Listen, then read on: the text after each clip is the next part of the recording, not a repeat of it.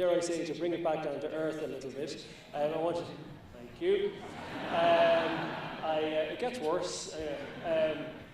So I just want to introduce our next panelist. So Niamh Rudden from EY. So Niamh is a partner in EY's People and Advisory Services and specialises in providing change, communications, talent management and organisational design in both public and private sectors. So please welcome Niamh to the stage.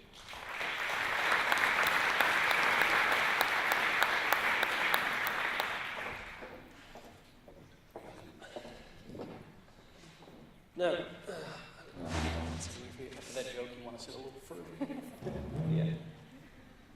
Okay, so Niamh, I'll start off with you. So, just to sort of bring it and make it relevant for people in the room here, what are the most common reasons that you're seeing for companies implementing change initiatives in their organisations? I think at the most macro level, people's willingness to transform, to evolve, to continuously improve their organisations. But I think in Ireland at the moment, what we're seeing, our economy is obviously growing really strongly, and we've got really great GDP growth. So lots of our companies and our organisations, public and private sector, are in that growth mode. Our governments are building new infrastructure, and our organisations are buying new IT systems. So with all of that type of investment, you're seeing a lot of people starting to look about how are we going to implement that, what's it going to mean for our people, and how are we going to set about the next stage of our own evolution of organisations, and what does that mean? Okay. And anything different from your experience, Bob, in the States? Is it well, yeah, I mean, I think there are a lot of external drivers. We talked a little bit about competition, where we find ourselves today in those markets. So it's emerging, threats, and it's taking advantage of opportunities. But there's also an internal piece to it too, of looking to be more efficient and more effective. And we've had many successive efforts as we've gone through these processes that build upon each other. It isn't just change for change's sake. And if you are pursuing change for the sake of change, your employees will wait you out. They'll figure it out pretty quick. And any difference, either of you can take this, between public and private sector in your experience in terms of change initiatives, or why they would start? Yeah, like I said briefly in my presentation, that 2/3 of our workers are not government employees. And I think you're seeing that line blurred. I mean, if you think about it from a concept of innovation, instead of everything having to be developed in-house, we can go after the best ideas anywhere in the world and bring those things into NASA and make them operational. It's a very different model. It's a very dynamic model that changes quite a bit. But I think the same principles drive both public and private practice. Niamh, I'll just come to you on this. So, look, we're hearing from Bob that people are at the heart of everything with NASA, and in many ways it sounds like an exemplar of a company where people are really buying into the culture of the organisation, really buying into the mission and so on. But not all of us in the audience here necessarily have that luxury of being in an organisation where everybody is bought in, be they full-time workers or contingent workers or contractors and so on. So, can you give us a sense through your work with EY, if somebody's looking to kick off a change program, how do they go about that, and how important is that culture piece within that change program? I know we were having a chat earlier, and we both agreed on the same kind of one sentence, that the why is the most important piece to get right, and the purpose of what you're trying to actually do. It isn't possible to just set off on a new journey and expect people to just do it. I think you need a couple of key things. I think you really need to, as a leadership team, understand what you're trying to do. But you then also need your organisation, everybody within it, to understand what that is, what does it mean for them. You need to paint a picture of the future, paint a picture of what you're trying to do, and really get them kind of to support it. And we have the opportunity of working with lots of different organisations, and when we see it work really well, it's when that leader and that leadership team they're one team, and they have one mission, and that they are able to communicate it collectively, and are able to get support and tweak it. Keep having that level of agility, to not just too rigidly stick to something when it's not working, but to listen to people, to get them to support it, and to get them to be the advocates. And those concepts aren't new, but they are continuously challenging, because there's so many. I think Margaret was saying it earlier on. There's so many competing demands on people's time, And people will say, oh, this program is really, really important, or this change is important, but they don't give it enough time. And I think, if we were better time managers, that's what you'd do, is if you'd say whatever is important is what you'd allocate time to, and as the leadership team, you'd then be there and drive that through with your organisation. I think that's fabulous. As you're looking at change and you're going through these processes, for example, if you say people are our most important asset, are they? You spend more time on budget or people? You spend more time on the other lines or the parts of your business or on the people? I mean, these are some of the questions you should be asking yourself. If you're going to be saying these things, your behavior should match your speech. The number one question I get asked all the time when I'm on the road and having these conversations is, how can we be more like NASA? And I said, well, get a bunch of astronauts. Well, wait, maybe that probably isn't the right approach. It's hard to be like NASA because our culture is so different. But within your culture, I can explain the principles that we use. We never have a conversation saying about, hey, what are we going to do to be the best place to work in government 7 years in a row, whatever it is. We never have that conversation. We have the conversation about what are the right things for us to be working on and what are the right reasons for us to be working on them. The thing about NASA, I think that's a little bit different is, I've been in a lot of places that had a great mission. I've been in a lot of places that had leadership that cared about their folks. And I have been in a lot of places where people cared about the mission. At NASA, that's present all the time in everything we do at all times. It's the combination of all three. So. And Niamh, are there any practical things or tools that people can do if they're doing I think we might have spoken about a cultural audit, or is there some of that work that you do with organisations? Well, from a culture perspective, I think we have lots of conversations about how to transform culture, and it's complicated enough, and it's a journey, but we kind of have to break it down like all problems and say, well, what do you start with? And we start with two parts. We start with the purpose piece, the purpose definition, and understanding that, both at the organisational level, but then also right down to an individual level. And I think that's the bit, even in our own organisation, while we all very much understand our global purpose, it's kind of taking that down to an individual level and finding that in the work that people do every day. From every role in an organisation, them seeing themselves attached to the broader purpose. The other piece is, yes, you can use tools to do a cultural audit and you can assess where you are today.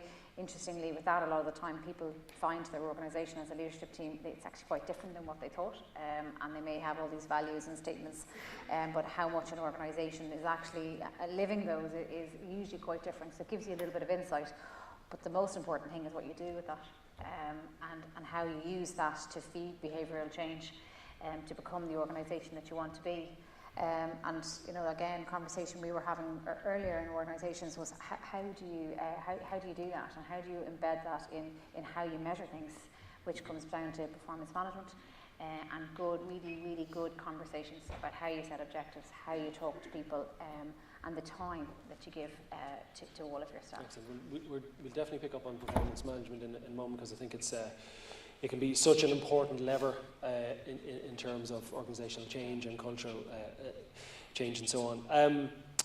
Bob, what have you seen in your experience as the kind of biggest barriers to change in any of the organisations you work in? Yeah, so there's always plenty of barriers. I think I start with the basic principle that change is hard. I'm saying that, and it sounds really simplistic, but it is. It's not for the half-committed or the weak-hearted. You'll meet many barriers, and you're going to have many obstacles as you go through change. One, I think, is assumptions. I talked a little bit about this. Assumptions of the employees, assumptions of management, assumptions of the folks driving the change. Make sure you validate those assumptions, and make sure you know where you truly are with your workforce and with your leadership team as you're pursuing change. I think that's incredibly important, in order to sustain change, and don't get to the point where leadership doesn't support it or employees are waiting it out. Okay, great. Any different experiences for yourself, Niamh? Is that kind of similar this side of the pond? I think, the point you said at the beginning, the people are a very important part of that, and if you're saying people are the most important part of your organisation, they're also people you need to bring with you on this, because that's a major barrier to trying to do something. You know, it's an age-old kind of thing to say that you can put in any IT system, any process change, and we like designing structures, and we like designing processes, and we like designing systems, and it's kind of tactical, and it's you know, it has an A to Z. But you know, it won't actually mean anything changes in unless you can actually make sure that your employees understand that and want to change and want to work with new organisations and want to work in different teams. And you know, if they don't understand that, it doesn't really matter what new processes you put in place and new systems, because it won't have the impact that you want. So I think that barrier, there are ways of overcoming it, but it definitely is a major barrier that you need to see earlier in your journey rather than later, when you spent a lot of time trying to build things, and it's it's quite late then. Sure. And the other side, I mean, is it important to say that some of this change isn't necessarily going to suit everybody in your organisation? So it's okay if not everybody comes on that journey with you. Is it important to recognise that? Well, I don't think you'll ever get everyone on board to any change. I don't care what it is. You can be giving them, gold bars. There was someone who say, "Wait a minute, it's not what I signed up for." That's just the nature of change. But I think it is important to recognize that you communicate what you're doing and why you're doing it, and you really understand that. In many different sort of mediums, you got to be willing to have face-to-face conversations, small group conversations. Don't send an email and say, "Hey, change is done. We're good here. Everyone knows what's going on." You got to be willing to explore a lot of different ways to have these conversations. I think we have a responsibility now as organisations to build employees' resilience and agility, because the change programs are not going to end. They'll just go from one to another. And we should try and not see things as so static. So if we put in a new organisational structure, or a new system, or a new way of doing something, that's the way for now, and we learn from it, and then we move to something else. But trying to help, and a lot of the programs we do now is try to add in that resilience piece to help, because people are busy and there's lots going on inside of work and outside of work for everybody in organisations. So how do we help them with this continuous level of change? So it's probably the Carl Rogers quote was, "True change is a process, not a state of being." I had that down as discuss, but we've just discussed. Yeah, we've just discussed them. Yeah. But isn't that the case that traditionally it was hierarchical? It was somebody at the top had an idea and ran with it, and that was it until the end, and they probably failed big and failed late. Whereas now, isn't it more a case that we should be more like agile? So, sort of design, build, test, repeat. Can you maybe talk about... Absolutely. That is exactly the way I would argue you should pursue change. Being flexible in the application of what you're trying to do, while staying true to your principles, your culture, your goals, aligning those things. But if you walk in saying it's going to look like X, I guarantee you're going to be at least 30, 40, 45% wrong at the end of the day. The structure I'm pursuing now at NASA in transformation is not the exact same structure we started with a little over a year ago as we're pursuing this initiative. It's actually very different, and ideas have come from all over the place. But you have to allow the change management process, again, it's a process, as you're working your way through it, to be flexible enough to adapt. You don't have to commit to being, whatever you were on day one. Get smarter as you go through the process. Learn from what you're doing. Listen to your folks. You end up with a better thing in the end. And it will never be perfect, right? If you can get 60, 70, 75% of what you were looking to achieve out of the box and then continue to build on that, that's success. That's success in my experience. Excellent. Bob mentioned earlier, it's come up a couple of times now that, what if we operated from a belief that assumed everybody had positive intent in what they were doing? So my question to you is that realistic in today's organisations? I really hope it is, but I do think it's something we have to learn how to do. And we had this conversation earlier about assuming positive intent, and in my perspective, I guess, on that is that I don't think most people or most organisations intend to do things that are to aggravate you or to make your job worse or to make your life worse. But it can be assumed that way. So I think when you kind of flip your mindset to think, well, and assume positive intent, and people are trying to do the right things, and to be able to have that openness that you can say, that actually didn't work for me. Did it not? Well, how was that? Why was that? And have that openness of conversation, because we don't, as organisations, try and make employees' lives worse, and as individuals you don't either. So if we could do that in organisations and get people to think, you know, and to be able to have that open communication, I think it would have a very positive impact on people's experience day to day. I would say if there's anything you're going to take from my speech or from a lot of the conversation of today, take that away. You know, write it down, revisit it, look at it, you know, every now and then, assume positive intent. The last administrator I worked for at NASA, Robert Lightfoot, used to kind of preface a lot of meetings by saying, hey, we're going to assume positive intent here, you know, and we're going to work together, we're going to collaborate and work on these initiatives. I'm telling you, it takes a little while to kind of get into the bloodstream, but the more you consider it, the more you see how it fits within your organizational context, the more impactful I think it can be. For me, it's a complete game changer in how I do my business and how I work with my folks and how I work with everyone across not only NASA, but in larger government context and internationally as well. It's incredibly important.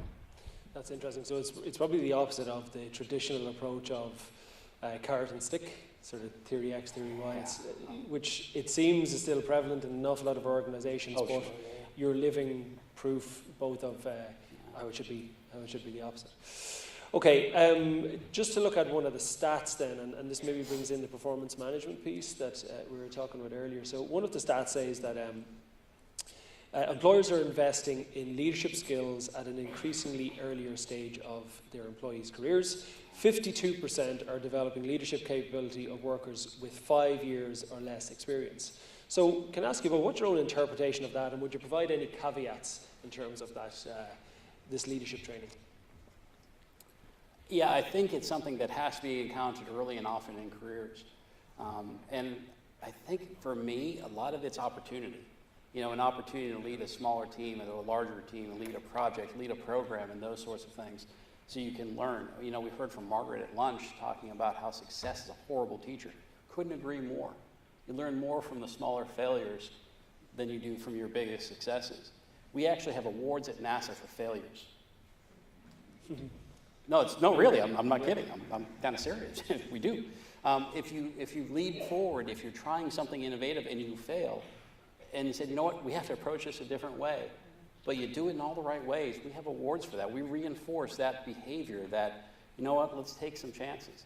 You know, you always hear the NASA quote, you know, failure is not an option. But yeah, it kind of is. It is an option. You know, if you can learn from that failure and you're not putting, you know, people's lives in danger, you know, it is an option, and it should be an option. It should be on the table. Yeah, I totally agree that the earlier people can get involved in understanding how to be a leader and support them in organisations, the better, because the skills of management and leadership do have to be learned, and there might be some innate, as we discussed here, but I do think that it's something that you can grow. You know, you can teach it, and I think a lot of people actually are generally quite interested in it, and it's not really easy to be terribly good at it either. So I think the more we can invest from people below 5 years, and I see that in Ireland a lot more now, particularly post-recession, there's a lot more investment in learning and in individuals in their organisations, and providing the experiences as well. It's not, for me, I think it's very important the work that they're doing as opposed to just going on a course. But it's more making sure that you're kind of navigating their careers and providing opportunities and watching certain people going up through the organisation, making sure they're getting all these experiences early on, managing small teams, and then building that to bigger and providing coaching and feedback throughout that. Because the earlier and better experiences you can have, the better leader you're going to make as you get more experience. Which then helps drive through these change programs and maintain your culture and everything like that. There was one really interesting one, Bob, just a little vignette of when people were coming back from the shutdown recently, what your leaders did in terms of, could you just share that with the audience? Yeah, so if you didn't hear, we had a government shutdown. It was a lot of fun. I actually worked more during the shutdown during operations. I'm not sure why that worked out that way. So our leaders were there to meet our employees when they were coming back. They were there at the gates, and in some places where NASA has sites, it was -5 and snowing. But they were there with their folks, with information, helping them get reacclimated to what we were doing. Virtual teams held virtual lunches where everyone got together via the video, via Adobe is what we use, and had conversations and kind of helped each other understand what was going on. We spent a lot of time making sure our employees had information during the shutdown and after the shutdown because there were a lot of moving pieces. So they actually, I think maybe you've experienced some of this where if in the absence of information, employees will fill in the darkest, deepest possible horrible thing that's happening and then blame you for it. So, you know, we worked very hard on the communications and those sorts of things. But again, it was consistent with our principles. It was consistent with our culture and the things that we do. It wasn't faked, but, you know, that's very, very powerful. Okay, so the clock is against us. So just to leave the audience again with some takeaways. So can I ask you both for your top couple of tips in terms of this session, in terms of change in culture? Well, we've covered most of it. I would say remember that change requires grit and resilience. It's hard work, you know. It's not for the faint-hearted or the half-committed. It is a lot of work. But if you're working on the right things for the right reasons, there'll be a payoff. And communicate. Communicate, communicate, communicate. Can't do it enough. Eve? I would say leadership, time and investment, and their communication and drive and support and that visibility is really, really important. Okay, great stuff. All right, everybody. I think that was certainly very rich, lots of learnings there, and enough for all of our businesses to go to infinity and beyond. Hey, I told you.